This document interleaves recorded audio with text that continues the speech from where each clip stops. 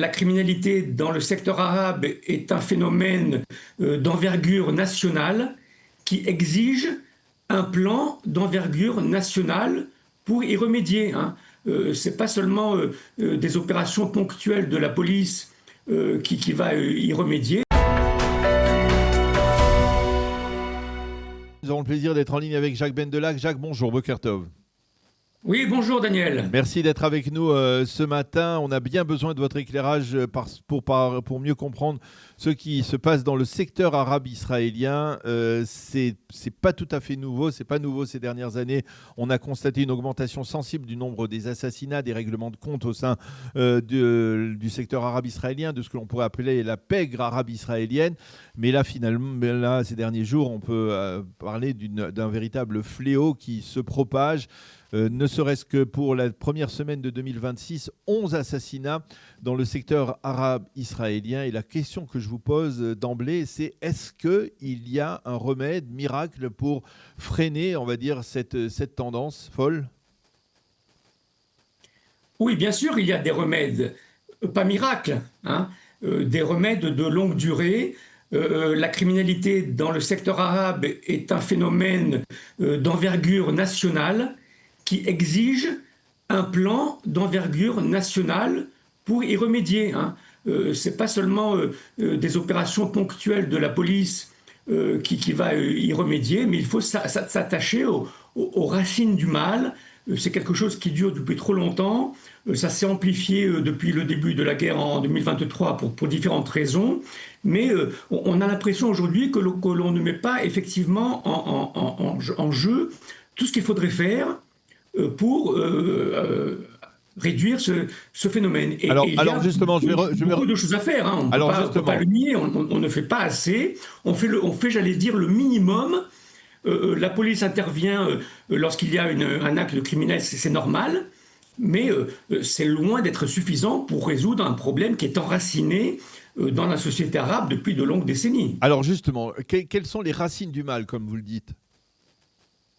Écoutez, les racines du mal, notamment dans le Negev, c'est le fait qu'il y a, vous savez, en 2026, sur un pays de 10 millions d'habitants, il y a 100 000 citoyens dans le Negev qui n'ont pas de reconnaissance nationale, qui sont des citoyens transparents, qui habitent dans des villages qui ne sont pas reconnus, qui ne sont pas reliés à l'eau, à l'électricité, au système scolaire et social.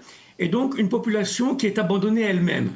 Et quand des jeunes sont désœuvrés, n'ont pas d'horizon positif, eh bien, ils s'adonnent à la contrebande, à la criminalité. Mais est-ce que c'est un problème de base à régler pour cette population bédouine. Vous savez, dans son immense majorité, les Bédouins sont intégrés. Il y a des Bédouins médecins, professeurs, chercheurs. C'est qu'une petite minorité qui cause les problèmes dont on parle aujourd'hui. Alors justement, mais est-ce que cette minorité, elle veut véritablement s'intégrer ? Est-ce qu'elle veut se sédentariser ou alors elle reste délibérément, on va dire, dans les étendues du Negev, du désert du Negev, parce que, eh bien, elle veut pouvoir conserver des terrains qui sont peut-être pas toujours acquis de manière légale. Est-ce qu'il y a une volonté de la part de cette population de s'intégrer, de se sédentariser ?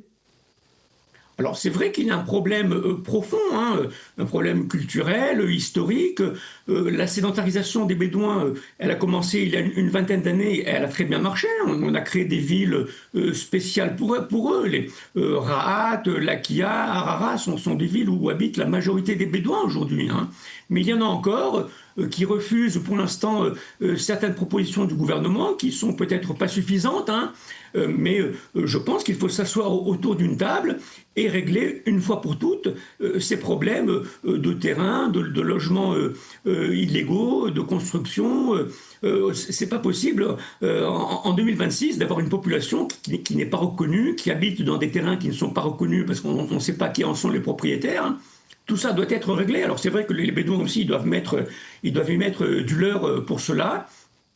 Mais ils ont souvent l'impression d'être un petit peu, j'allais dire, abandonnés, laissés pour compte. et même les élus arabes, parmi les Bédouins, demandent à ce que les pouvoirs publics interviennent davantage. Alors, Pas seulement est-ce que... par la police, Alors mais derrière... par des moyens beaucoup plus profonds. Oui, derrière cela, est-ce qu'il n'y a pas aussi un problème véritablement sécuritaire? Parce qu'on parle justement des relations entre les Bédouins du Negev et les habitants de la bande de Gaza. Il y a des mariages, il y a bon, d'abord, on va dire, une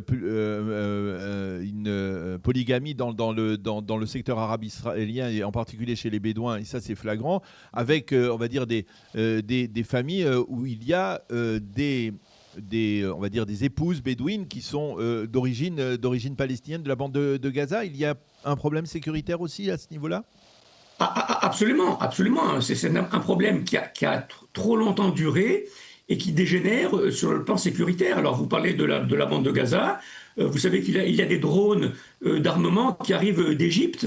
Et ça aussi, c'est à combattre. Donc, oui, l'armée doit y prendre sa part, le Shabak, les services de sécurité, pas seulement la police. Et on peut très bien trouver des arrangements. Vous savez, encore une fois, les 2 tiers des Bédouins du Negev vivent normalement, sont des citoyens normatifs qui sont très bien intégrés dans la société israélienne. Il reste ce petit tiers, ces 100 000 Bédouins, qui, pour l'instant, ont refusé toutes sortes de propositions du gouvernement, mais il ne faut pas lâcher prise. Il faut absolument trouver des solutions pour eux. Et les solutions politiques et sociales, ça réglera aussi les problèmes sécuritaires, parce que, vous savez, les Bédouins, comme les Arabes, ils sont reliés aux Palestiniens de Gaza, de la Cisjordanie, à l'Égypte aussi. Donc c'est un problème, j'allais dire, presque régional, auquel il faut véritablement un plan d'urgence nationale pour y remédier, et pas seulement l'intervention de la police dans un petit village bédouin qui pose des problèmes. Oui, effectivement, là vous faites allusion à Tarabine, à ce qui s'est passé à la suite, on va dire, d'actes de vandalisme de la part d'habitants Ouais. d'un petit village bédouin de Tarabine. La police israélienne s'est effectivement déployée massivement depuis près de 10 jours là-bas sur place. Mais justement, la question, elle est, les notables arabes israéliens critiquent, on va dire, la passivité de la police, mais lorsque la police est trop active, eh bien, ils critiquent aussi cette hyperactivité. Est-ce qu'il n'y a pas un peu de mauvaise foi de la part des notables arabes israéliens, de ceux qui, par exemple, comme ce matin, se sont tournés vers la communauté internationale pour clamer leur détresse? Oui, vous savez, il y a aussi des décisions politiques. Les citoyens arabes sont des électeurs comme les autres et ils jouent là-dessus aussi. Mais au contraire, je crois que les élus, les dirigeants arabes demandent davantage de police. Ils ne refusent pas la police. Ce qu'ils refusent, ce sont les opérations ponctuelles de la police qui ne résolvent rien. Puisque dans ce village bédouin, eh bien, à part un mort, on n'a arrêté personne, on n'a saisi aucune arme. Vous savez, la plupart des armes des Bédouins ont été volées dans les bases de Oui. Tsahal. Oui. Ça aussi, c'est grave. Alors justement, Jacques, c'est un véritable problème sécuritaire. Vous êtes favorable au fait que, par exemple, le dossier de la délinquance dans le secteur arabe israélien soit récupéré par le Shin Bet et que le Shin Bet utilise les moyens dont il dispose, et ce sont souvent des moyens extrêmement sophistiqués, pour lutter contre ce fléau? Absolument, absolument. C'est un fléau qui doit être combattu par tous les services de sécurité israéliens, les services intérieurs, le Shabak, l'armée également. Il faut se donner les moyens.